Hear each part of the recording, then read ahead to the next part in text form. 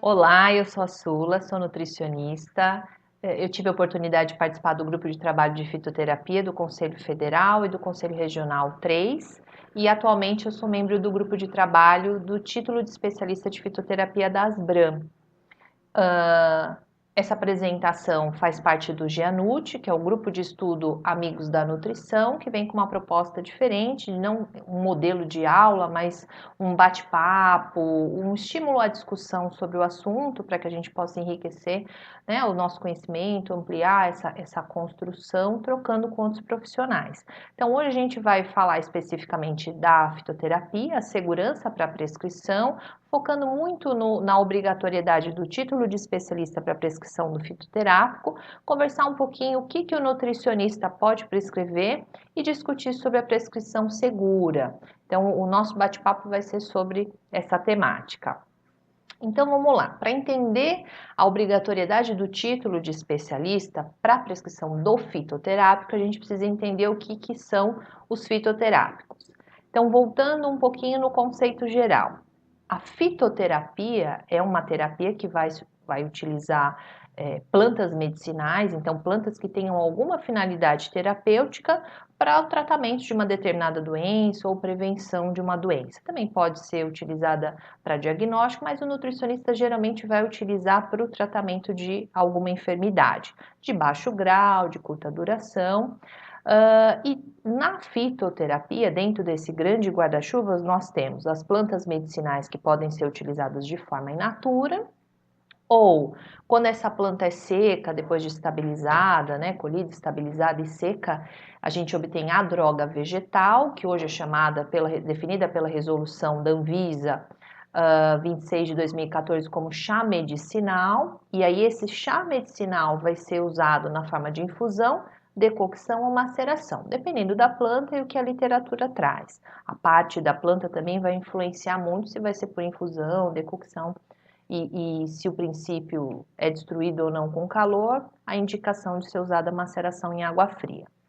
Muito bem, temos também os produtos tradicionais fitoterápicos, e aí esse produto já entra na classificação de fitoterápico, o medicamento fitoterápico e a preparação magistral do fitoterápico. Então, esses últimos três vão ser prescritos pelo detentor do título de especialista, com uma determinada exceção que a gente vai falar um pouquinho mais para frente.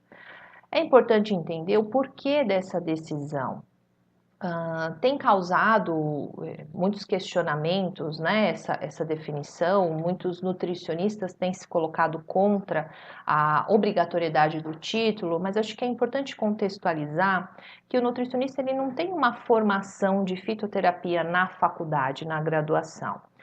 E desde 2006, quando a fitoterapia começou de uma forma um pouco mais intensa na nutrição, e isso vem aumentando cada vez mais, hoje são muitos nutricionistas que prescrevem a fitoterapia, muitos profissionais não estão devidamente preparados tecnicamente, qualificados, habilitados para essa prescrição, o que tem colocado a população em risco. Então, tanto o Conselho Federal quanto os regionais, e principalmente os regionais que recebem denúncias com muita frequência, denúncia de farmácias, de prescrições de nutricionistas muito mal feitas, mal conduzidas, colocando em risco a população ou prescrições que não têm menor cabimento serem prescritas por nutricionistas, os próprios pacientes também denunciando algumas prescrições dos profissionais e outros colegas nutricionistas que têm um senso crítico, entendem a terapia e veem que existem prescrições absurdas feitas por colegas.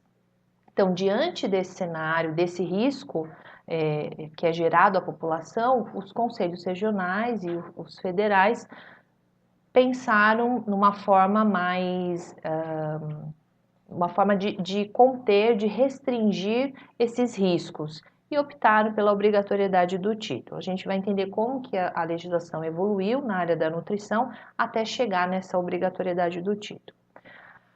E também vamos falar um pouquinho sobre o edital das BRAM, que saiu recentemente, em 31 de maio, o que se exige para essa prova de título ou título por meritocracia, qual que é a diferença, então a gente vai abordar alguns aspectos desse edital também. Bom, então, como eu disse, a fitoterapia oficialmente foi introduzida, foi registrada, né, aí na nutrição, pela resolução do Conselho Federal de Nutricionistas, número 383, em que foi discriminada na área da nutrição clínica a fitoterapia como uma área reconhecida de especialidade. Em 2007, com a 402, o federal regulamentou essa prescrição fitoterápica pelo nutricionista. Em 2013, com a resolução 525, houve um remodelamento dessa resolução, uma revisão de conceitos, da aplicabilidade do uso da fitoterapia. A princípio, um reforço bem intenso de que a fitoterapia entra como uma complementação da prescrição dietética e não como uma terapia única, isolada, até porque a formação é sólida para o nutricionista na área da nutrição e não na fitoterapia. Poucas universidades têm essa disciplina na grade curricular, na sua teia curricular. Então, o nosso objeto de trabalho é o alimento e a fitoterapia vem para complementar essa prescrição quando necessário. Nem sempre a fitoterapia ela é importante, é necessária. Na resolução 525, qual era a proposta? O nutricionista ter a pós-graduação na área, né, numa pós-graduação com ênfase em fitoterapia, ou obter o título de especialista pelas BRAM. Então, até 2013, essa era a proposta. Porém, em 2015, com a resolução 556, houve uma mudança dessa exigência. Então, o nutricionista, para prescrever o fitoterápico, a partir dessa resolução, só poderá fazer desde que tenha o título de especialista pelas BRAM, não mais a pós-graduação. A exceção se dá para aqueles nutricionistas que, até 14 de maio de 2015, estavam matriculados numa pós-graduação ou que já tinham terminado a sua especialização. Então, para esses profissionais que já tinham terminado ou estavam matriculados, não precisarão do título de especialista pelas BRAM para prescrever fitoterápico. Apenas com esse curso de pós-graduação ele pode prescrever o fitoterápico. Entretanto, ele precisa registrar esse certificado no seu regional, no conselho regional. O regional vai fazer uma análise desse certificado, quais foram os componentes curriculares e decidirem se aprovam ou não, né? O regional vai aprovar ou não esse certificado, outorgar esse certificado para que o nutricionista possa fazer a prescrição do fitoterápico, tá? Então, mudou com a 556, não vale mais só a pós-graduação para quem não tinha até essa data. Bom, como que funciona para outras especialidades? Então, na área da alimentação coletiva, nutrição clínica, nutrição, esportes e saúde coletiva.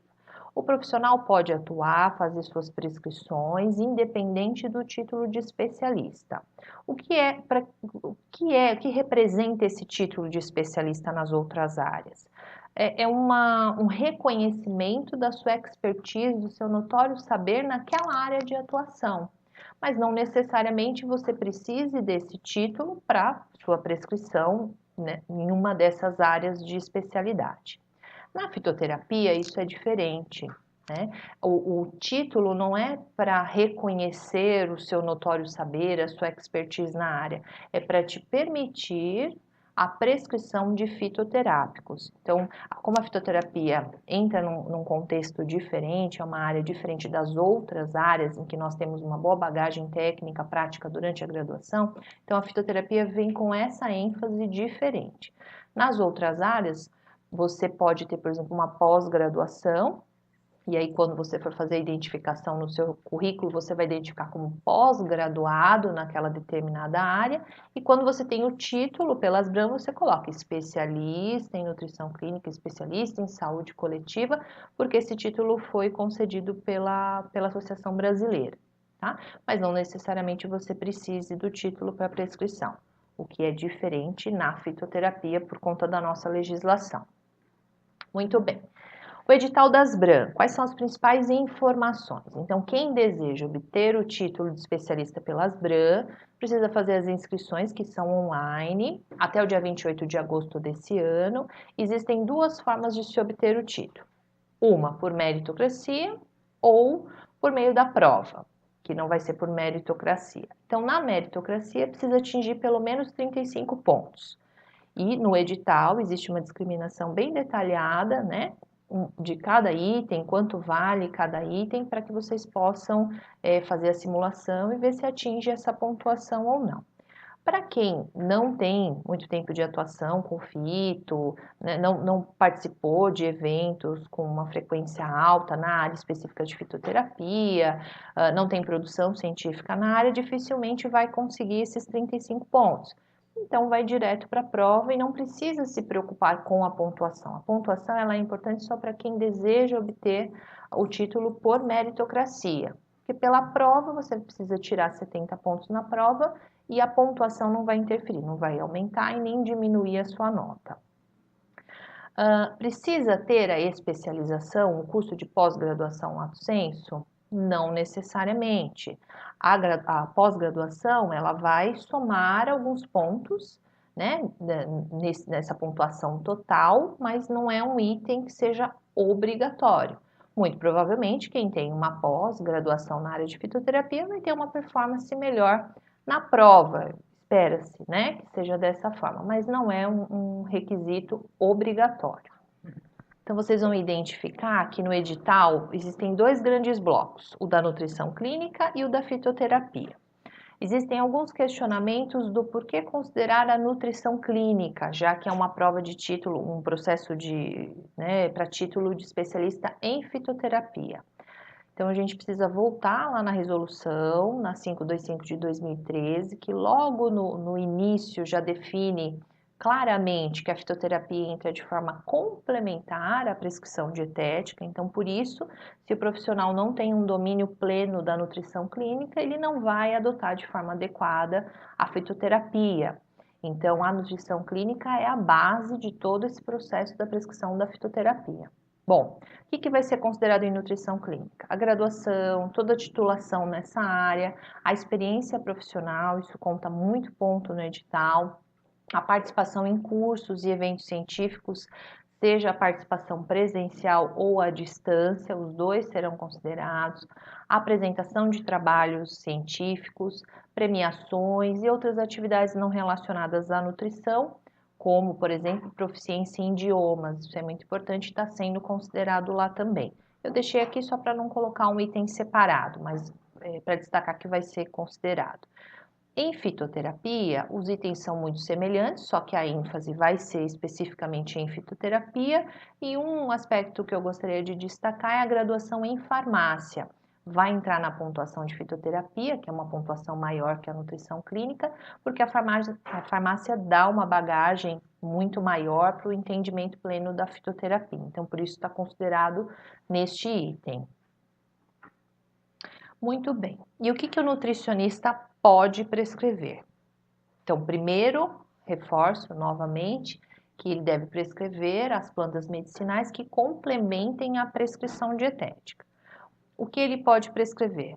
Planta medicinal in natura, a droga vegetal, ou chamada recentemente de chá medicinal, o produto tradicional fitoterápico, o medicamento fitoterápico e as preparações magistrais de fitoterápicos. Esses últimos 3 itens vão ser prescritos por quem? Pelo detentor do título de especialista das BRAM em fitoterapia, ou por aqueles nutricionistas que fizeram a pós-graduação ou estavam matriculados na pós-graduação específica de fitoterapia até 14 de 5 de 2015. Se tiver matriculado no dia 15 de maio, precisa prestar o título, ok? Então, esses 3 últimos são para o especialista. Precisa se atentar também à forma farmacêutica. O bacharel, quem for prescrever planta in natura e chá medicinal, só pode prescrever na forma de infusão, decocção ou maceração. Essas plantas não podem ser prescritas em cápsulas, em xaropes, em spray, em sachês, em shakes. Se forem por outras formas farmacêuticas, nós vamos entrar nos produtos fitoterápicos, aí especificamente para quem tem o título de especialista ou fez a pós até aquela data. Então, tomar cuidado com isso. O nutricionista só pode prescrever produtos isentos de prescrição médica, que não necessitem da prescrição médica. Como identificar? Pela legislação. Então, a mais importante é a Instrução Normativa número 2 de 2014. Depois eu vou mostrar um exemplo como vem essas informações para a gente. O anexo 1 da Resolução 10 de 2010, mesmo que ela não esteja vigente, a 26 de 2014 revogou essa resolução, mas o anexo 1 traz um rol enorme de plantas que podem ser prescritas e que não exigem a prescrição médica. Outra forma é identificar se aquele produto específico que você deseja prescrever, se ele está registrado exigindo a prescrição médica, aquela tarja vermelha, né? Todo fitoterápico, quando ele é lançado no mercado, né, um medicamento fitoterápico, ele entra como tarja vermelha, exigindo a prescrição médica, e depois de alguns anos essa exigência cai e o produto fica, se for o caso, né, disponível sem a necessidade da prescrição. O nutricionista pode prescrever plantas que estejam direcionadas ao tratamento de doenças da sua área de conhecimento, do seu rol de conhecimento e área de atuação, isso é muito importante. E produtos que sejam isentos de substâncias ativas isoladas, bem como associados com vitaminas, minerais, aminoácidos e outras substâncias, outros compostos. Uma dúvida frequente, mas o nutricionista pode prescrever num receituário uma planta medicinal e em outro receituário uma vitamina? Pode, desde que ele saiba o que ele está fazendo. Independente de estar em duas prescrições diferentes, em dois receituários, você vai estar respeitando a legislação, mas você tem que saber o que está sendo feito, porque pode existir uma interação, um efeito sinérgico, um efeito antagônico, a gente precisa entender o que está acontecendo, o que vai acontecer no organismo do paciente, precisa ser previsto isso se for conhecido, para evitar um dano a esse paciente. Então, precisa ser analisado com muita cautela a necessidade de se prescrever num horário próximo, de se associar, não na mesma receita, em receituários diferentes, mas isso precisa ser bem pensado, bem analisado. Bom, aqui eu destaco para vocês os itens da Resolução 525 que sustentam essas informações que eu trouxe. Então, o artigo 4º indica que o Nutri não vai prescrever, não pode prescrever nada que seja sujeito à prescrição médica. O artigo 6º destaca a questão da planta medicinal in natura e a droga vegetal não poderem ser prescritas na forma farmacêutica de cápsulas, drágeas, comprimidos, xaropes, etc. Essas formas farmacêuticas não são permitidas. A única forma permitida é a decocção, infusão ou a maceração, dependendo da planta.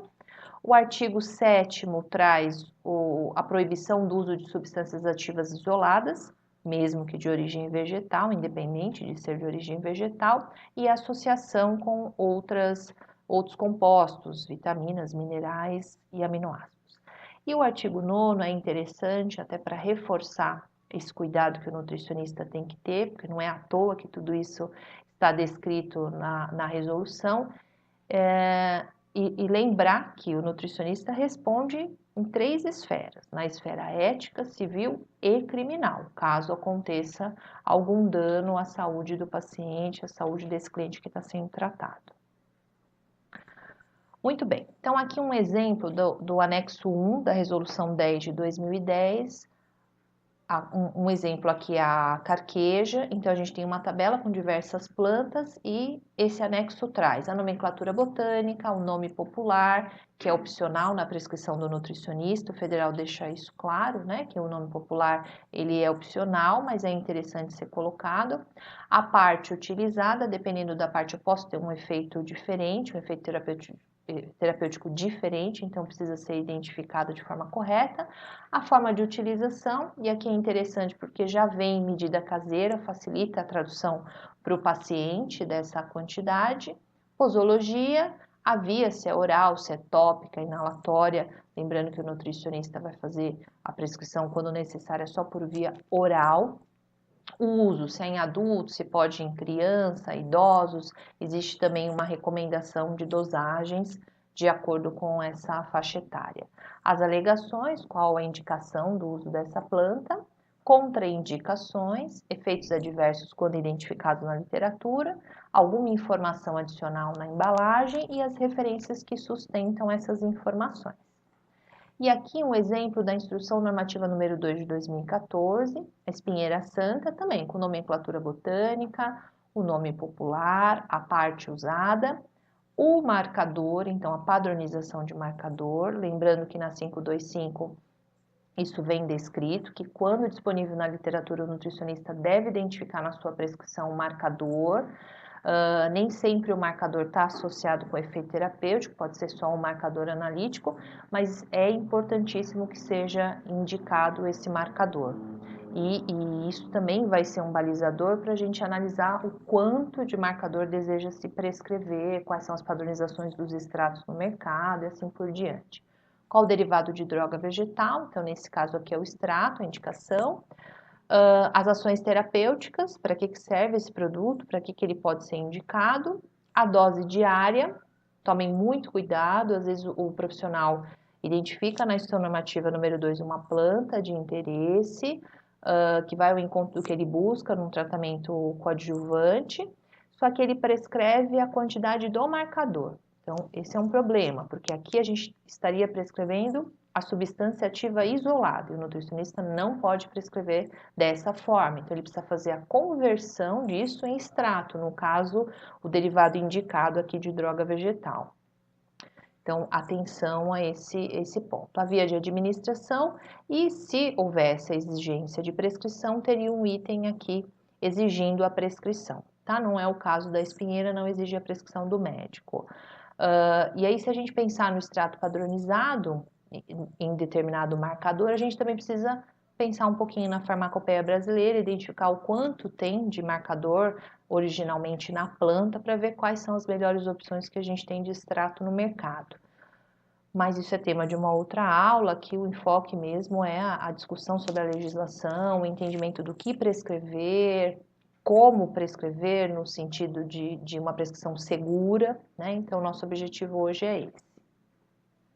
Muito bem, então para fechar, a prescrição com segurança. Como que a gente consegue fazer uma prescrição fitoterápica com segurança?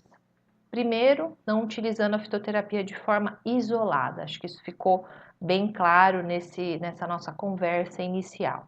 A anamnese precisa ser muito bem feita, um entendimento pleno do diagnóstico médico, né? Quais são as doenças que esse paciente tem, o diagnóstico nutricional, os exames disponíveis. Então, esse processo ele é fundamental.